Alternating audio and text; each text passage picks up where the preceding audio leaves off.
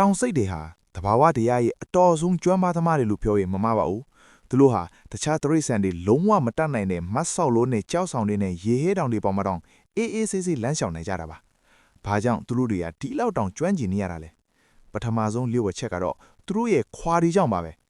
တောင်စိတ်တွေရဲ့ခွာဟာအတွင်းဘက်မှာဖျောက်ဖျောင်းပြီးအပြင်ဘက်မှာတော့အင်မတန်မာကျောပါတယ်ဒါကြောင့်ကြောက်ဆောင်တွေကိုကုတ်တွေ့တဲ့နေရာမှာအရေးသွေးမြင့်ရောပါဖက်နဲ့တစုံလိုမျိုးအစွမ်းထက်နေတာပါ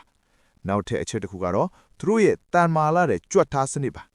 တောင်စိတ်တွေရဲ့ရှေ့ခြေထောက်တွေဟာအရန်ကိုတန်မာပြီးခန္ဓာကိုယ်ကိုအထက်ကိုဆွဲတင်တဲ့နေရာမှာအဓိကအထောက်အကူဖြစ်စေပါတယ်ကြောက်ဆောင်ကြားကအနှဲငယ်လေးပဲရှိတဲ့နေရာလွတ်မှာတောင်ဟန်းချက်ညင်ညင်ရက်နိုင်ကြတာဟာတကယ်ကိုအံ့ဩစရာပါသူတို့ဟာဘာကြောင့်ဒီလိုအန်ဒီရီများနဲ့တောင်တိတ်တွေပေါ်တက်နေကြတာလဲအဓိကကတော့ဘေးကင်းဖို့ပါပဲတောင်ကုတ်ကဘာပါးတွေပေါ်မှာနေထိုင်ခြင်းအပြင်သူတို့ကိုအမဲလိုက်မဲ့ရင့်သူတွေလက်ကနေလွတ်ကင်းအောင်နေထိုင်ကြတာဖြစ်ပါတယ်တဘာဝတရားရဲ့အံမကန်စွမ်းရည်တွေကိုပိုင်ဆိုင်ထားတဲ့တောင်စိတ်တွေဟာတကယ်ကိုအံ့ဩဖို့ကောင်းတဲ့တ attva တွေပါပဲ